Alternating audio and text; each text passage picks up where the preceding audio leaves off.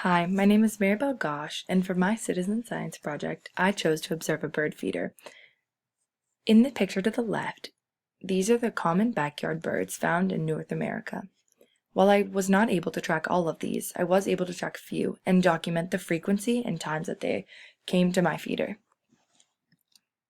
While I saw many birds on trails and elsewhere, the majority of my findings come from my backyard. I live approximately a quarter of a mile or less from a small creek and have densely wooded areas on two sides of my house, while still living in a suburban neighborhood.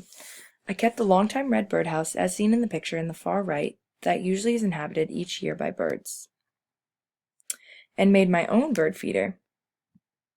This feeder was supported for a short period of time, and then I went back to the drawing board and bought a feeder from the store. Here is a closer image of the handmade bird feeder and the birdseed I used. I looked at online birdwatching forums and spoke with the owner of Birdwatcher Supply Company and described my front and backyard to best choose the seed and feeder for me. When deciding which birdseed to use, I chose the one directed towards attracting the most birds because I had not yet noticed which type of birds frequented my area. I found through my extensive internet research that white millet and black oil sunflower attract a wide variety of birds, so I looked for feed that contained both. I found through my field experience that smaller birds tended to eat the feed and would even eat off of our outdoor table, and not necessarily through the feeders. I learned that the feeders also became a dependency of the birds during the winter time, and the same few specimen of birds came, such as the common grackle, Carolina wren, Carolina chickadees, hermit thrush, and the tufted titmouse. These were the year-round frequenters.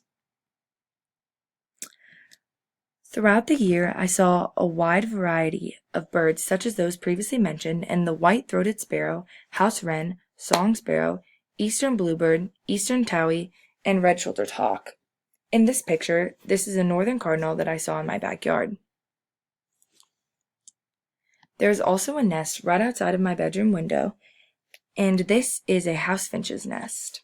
And we are able to know that the house finches were brought illegally to New York in the 1940s and released along Long Island, but their population did not explode in Georgia until from 1980 to 2000, and they can be found in many suburban areas.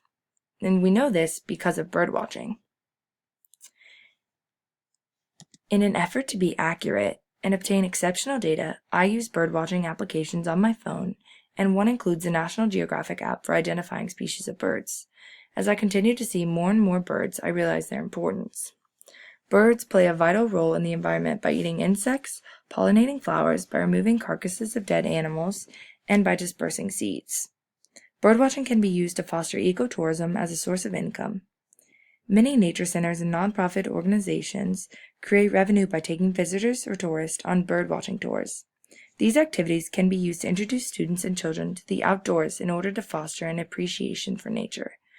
Another importance of tracking birds is to be aware of the birds that are at risk of extinction and track any disruptions in migratory behaviors and mating patterns.